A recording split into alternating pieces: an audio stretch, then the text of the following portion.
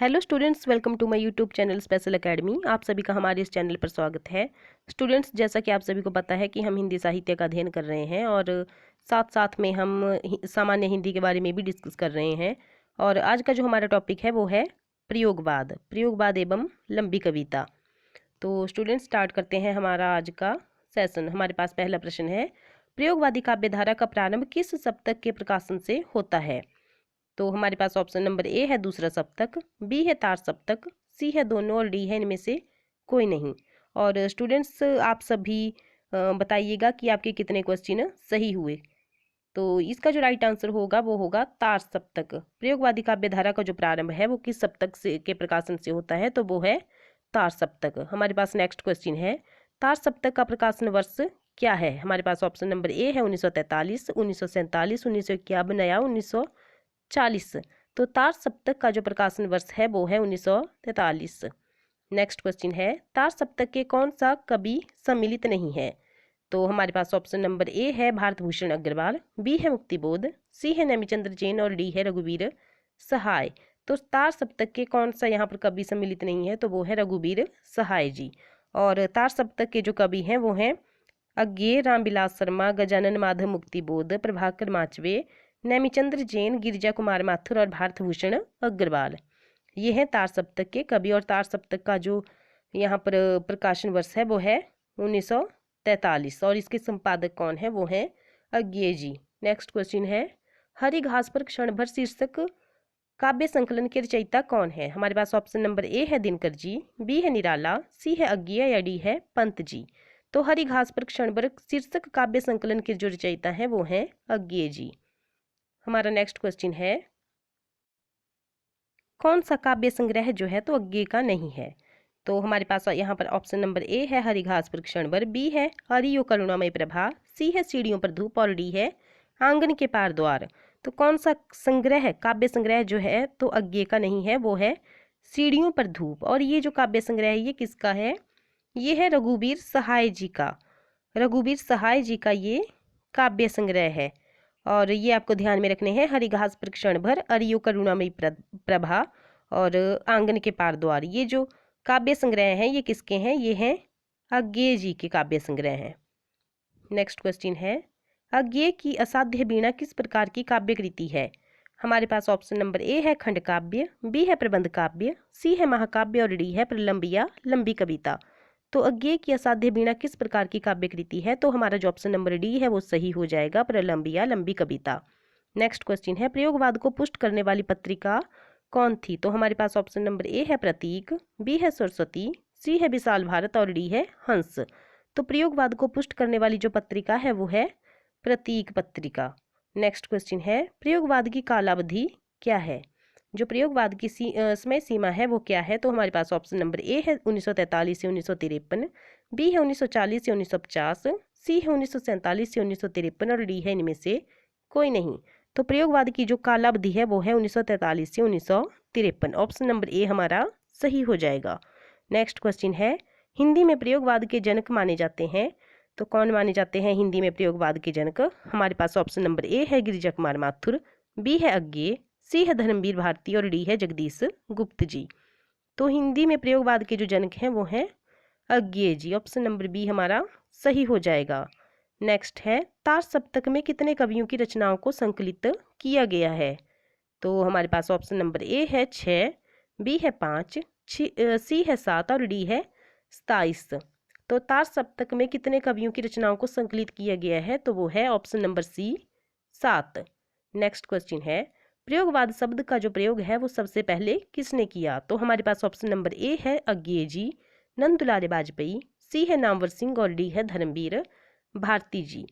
तो प्रयोगवाद शब्द का जो प्रयोग है वो सबसे पहले किसने किया? वो किया नंद दुलारे वाजपेयी जी ने। ऑप्शन नंबर बी हमारा सही हो जाएगा।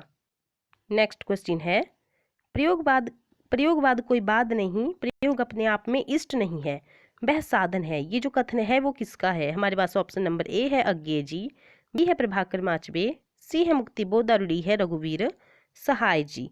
तो प्रयोगवाद कोई बाद नहीं है, प्रयोग अपने आप में इष्ट नहीं है, वह साधन है। ये जो कथन है ये किसका है? ये है अज्ञेय जी का। ऑप्शन नंबर ए हमारा सही हो जाएगा। नेक्स्ट क्वेश्चन है, तार सप्तक के कवियों को अज्ञेय ने क्या कहा है? तो तार सप्तक के जो कवि हैं उसको अज्ञेय जी ने क्या कहा है? तो हमारे पास ऑप्शन नंबर ए है प्रयोगवादी, बी है प्रगतिवादी, सी है राहु की अन्वेषी और डी है प्रयोगशील। तो तार सप्तक के जो कवि हैं उनको अज्ञेय जी ने क्या कहा है? तो वो कहा है राहु के अन्वेषी। नेक्स्ट क्वेश्चन है, भारत भूषण अग्रवाल किस सप्तक के कवि हैं? तो हमारे पास ऑप्शन नंबर ए है दूसरा सप्तक, बी है तार सप्तक, सी है तीसरा सप्तक और डी है चौथा सप्तक। तो भारत भूषण अग्रवाल किस सप्तक के कवि हैं? तो राइट आंसर होगा तार सप्तक के। तार सप्तक के कवि मैंने अभी आपको बताए वो हैं अज्ञेय, रामविलास शर्मा, गजानन माधव मुक्तिबोध, प्रभाकर माचवे, नैमी चंद्र जैन, गिरिजा कुमार माथुर और भारत भूषण अग्रवाल जी। नेक्स्ट क्वेश्चन है, दुख सबको मांझता है, ये जो पंक्ति है ये किसकी है? हमारे पास ऑप्शन नंबर ए है महादेवी वर्मा, बी है पंत, सी है यशपाल और डी है अज्ञेय जी। तो दुख सबको मांझता है ये जो पंक्ति है ये है अज्ञेय की, सच्चिदानंद हीरानंद वात्स्यायन अज्ञेय जी की। नेक्स्ट क्वेश्चन है, प्रयोगवादी कवियों की रचनाएं किस सप्तक में संकलित है? तो हमारे पास ऑप्शन नंबर ए है तार सप्तक, बी है दूसरा सप्तक, सी है तीसरा सप्तक और डी है चौथा सप्तक। तो प्रयोगवादी कवियों की जो रचनाएं हैं वो हैं दूसरा सप्तक में संकलित की गई हैं। नेक्स्ट क्वेश्चन है, घोर अहमनिष्ठ व्यक्तिवाद किस काव्यधारा की प्रवृत्ति है? घोर अहमनिष्ठ व्यक्तिवाद किस काव्यधारा की प्रवृत्ति है? हमारे पास ऑप्शन नंबर ए है प्रयोगवाद, बी है प्रगतिवाद, सी है नई कविता और डी है छायावाद। तो इसका जो राइट आंसर होगा वो होगा प्रयोगवाद। घोर अहमनिष्ठ व्यक्तिवाद प्रयोगवादी काव्यधारा की प्रवृत्ति है। नेक्स्ट क्वेश्चन है, चौथा सप्तक में संकलित कवित्री कौन है? हमारे पास ऑप्शन नंबर ए है शकुंतला, बी है मणिका मोहिनी, सी है सुमन राज्य और डी है कीर्ति चौधरी। तो चौथा सप्तक में जो संकलित है वो कौन है? सुमन राज्य जी, सुमन राज्य जी। और कीर्ति चौधरी किस कहाँ की है? कीर्ति चौधरी है हमारी तीसरा सप्तक की। नेक्स्ट क्वेश्चन है, ठंडा लोहा के रचयिता कौन है? हमारे पास ऑप्शन नंबर ए है गिरिजा कुमार माथुर, बी है धर्मवीर भारती, सी है भवानी प्रसाद मिश्र और डी है नरेश मेहता। तो ठंडा लोहा के जो रचयिता हैं वो हैं धर्मवीर भारती जी। ऑप्शन नंबर बी हमारा सही हो जाएगा। नेक्स्ट क्वेश्चन है, प्रयोगवाद को बैठे ठाले का धंधा किसने कहा है? तो हमारे पास ऑप्शन नंबर ए है नंदुलारे वाजपेयी, बी है नामवर सिंह, सी है आचार्य द्विवेदी, आचार्य शुक्ल और डी है विजय देव नारायण शाही। तो प्रयोगवाद को बैठे ठाले का धंधा किसने कहा है? तो हमारा जो ऑप्शन नंबर ए है वो सही हो जाएगा, नंदुलारे वाजपेयी जी ने ऐसा कहा है। नेक्स्ट क्वेश्चन है, रहस्य पुरुष का बिंब मुक्तिबोध की किस कविता में है? हमारे पास ऑप्शन नंबर ए है मेरे सहचर मित्र, बी है अंधेरे में, सी है इस चौड़े टीले पर और डी है इनमें से कोई नहीं। तो रहस्य पुरुष का बिंब मुक्तिबोध की किस कविता में है? तो वो है अंधेरे में कविता में। नेक्स्ट क्वेश्चन है, कवि धूमिल का पूरा नाम क्या है? हमारे पास ऑप्शन नंबर ए है सुदामा पांडेय, बी है सुधाकर पांडेय, सी है गोरख पांडेय और डी है मैनेजर पांडेय। तो धूमिल का पूरा नाम है सुदामा पांडेय धूमिल जी। नेक्स्ट क्वेश्चन है, कौन सी रचना अरुण कमल की है? हमारे पास ऑप्शन नंबर ए है चांद का मुख टेढ़ा है, बी है मगध, सी है सागर मुद्रा और डी है अपनी केवल धार। तो कौन सी रचना जो है तो अरुण कमल की है? हमारा जो यहाँ पर राइट आंसर होगा वो होगा अपनी केवल धार। और जो यहाँ पर चांद का मुख टेढ़ा है, जो चांद का मुख टेढ़ा है ये रचना है मुक्तिबोध जी की, ये रचना है हमारी मुक्तिबोध जी की, गजानन माधव मुक्तिबोध। और इस रचना के ऊपर इनको मिला है, चांद का मुख टेढ़ा है इसके ऊपर मुक्तिबोध जी को कौन सा पुरस्कार मिला है? ज्ञानपीठ पुरस्कार, ज्ञानपीठ पुरस्कार मिला है। और सागर मुद्रा जो यहाँ पर रचना दी गई है, सागर मुद्रा ये है अज्ञेय जी की, ये अज्ञेय जी की रचना है। और मगध जो रचना है वो है श्रीकांत वर्मा की, श्रीकांत वर्मा की ये रचना है। नेक्स्ट क्वेश्चन है, गिरिजा कुमार माथुर की कृति नहीं है? तो हमारे पास ऑप्शन नंबर ए है नाश और निर्वाण, बी है धूप के धान, सी है चांद का मुख टेढ़ा है और डी है पृथ्वी कल्प।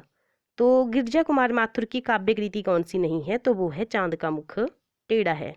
मैंने अभी आपको बताया कि चांद का मुख जो रचना है वो किसकी है, गजानन माधव मुक्तिबोध जी की, और इसके ऊपर उनको ज्ञानपीठ पुरस्कार मिला है। नेक्स्ट क्वेश्चन है, केदारनाथ सिंह किस सप्तक के कवि हैं? हमारे पास ऑप्शन नंबर ए है तार सप्तक, बी है दूसरा सप्तक, सी है तीसरा सप्तक और डी है चौथा सप्तक। तो केदारनाथ सिंह जो हैं तो किस सप्तक के कवि हैं? वो हैं तीसरा सप्तक के कवि। और तीसरे सप्तक के जो कवि हैं वो हैं प्रयाग नारायण, मदन वात्स्यायन, विजय देव नारायण शाही, कुंवर नारायण, सर्वेश्वर दयाल सक्सेना और केदारनाथ सिंह, और लास्ट है कीर्ति चौधरी। ये है तीसरे सप्तक के कवि और इसका जो समय काल है वो है 1959 इसका समय काल है। और स्टूडेंट्स, आपको हमारी ये वीडियो कैसी लगी कमेंट बॉक्स में ज़रूर बताएं। और आज के लिए हमारी इस वीडियो में इतना ही, मिलते हैं नेक्स्ट वीडियो के साथ। Thank you.